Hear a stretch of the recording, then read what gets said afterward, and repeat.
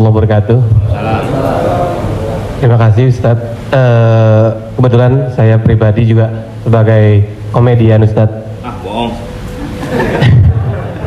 Dan mewakili teman-teman semua, kakak-kakak, abang-abang semua, kita di panggung itu selalu menghibur.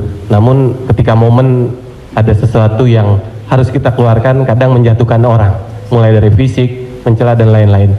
Yang saya mau tanyakan, apakah dengan niat kita menghibur menjadi catatan, apakah menjadi catatan dosa untuk kita? Terima kasih Ustaz. Ada seorang ulama dipanggil Imam Abu Hatim, tapi kemudian di ujung namanya itu ditambahkan kata Al-Asam. Asam diambil dari kata summum, bukmun, umyun. Umyun buta, bukmun bisu, summun tuli, peka. Jadi Abu Hatim Al-Asam artinya Abu Hatim peka, tuli. Secara bahasa itu menjatuhkan orang. Siapa itu? Itu Abu Hatim peka, Abu Hatim tuli. Karena ada beberapa orang ada Abu Hatim, Abu Hatim, Abu Hatim. Yang ini Abu Hatim peka, tuli. Tapi kenapa nama itu tetap tersemat di belakang namanya dan tidak ada ulama yang melarang menggunakan peka itu di belakang namanya? Karena dia tidak merasa dijatuhkan dengan itu.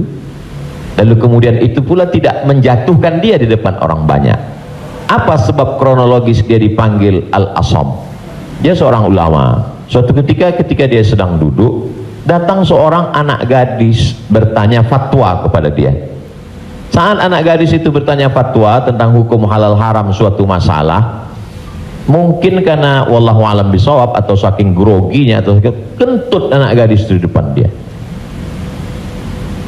Dia ingin menjaga marwah, harkat martabat anak gadis ini supaya jangan sampai merasa malu, maka dia diam, pura-pura nggak dengar. Akhirnya anak gadis itu nggak jadi malu, pulang dan dia cerita ke orang lain. Aku tadi mengalami begini dan aku kentut di depan Imam Abu Hatim. Terus apa komen dia? Ternyata Abu Hatim itu peka. Dipanggil orang Imam Abu Hatim Al-Asam, peka.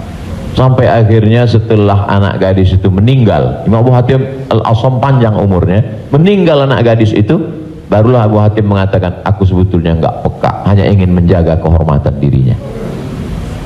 Jadi kisah Abu Hatim Al-Asam dapat kita pahami dua makna. Satu sisi ada saatnya kita menjaga kehormatan orang sampai mati dia, tapi ada satu sisi kalimat yang nampaknya menjatuhkan sebenarnya tidak menjatuhkan selama kita masih saling paham, saling memahami, saling mengerti. Ada kata-kata yang mungkin kita gunakan tapi menjatuhkan dia, padahal sepertinya pujian. Tapi ada kata-kata yang sepertinya, jadi kalau sudah saling memahami, orang pun mengerti, maka dia tidak menjadi suatu celaan. Ya ayyuhalladzina amanu, hai orang beriman, ijtanibu katsiran minadh-dhann, jauhilah prasangka buruk, inna ba'dadh-dhanni itsmun, wala tajassasu, jangan mencari-cari kesalahan orang, wala yaghtab ba'dukum ba'dha, jangan ghibah, membicarakan aib orang lain, la talmizu bil alqab, janganlah kamu menggunakan gelaran-gelaran yang jelek. Bukankah tuli itu gelaran yang jelek? Iya, tapi saat itu digunakannya bukan untuk menjatuhkan, dan mereka saling memahami tentang hal itu. Wallahu a'lam bishawab.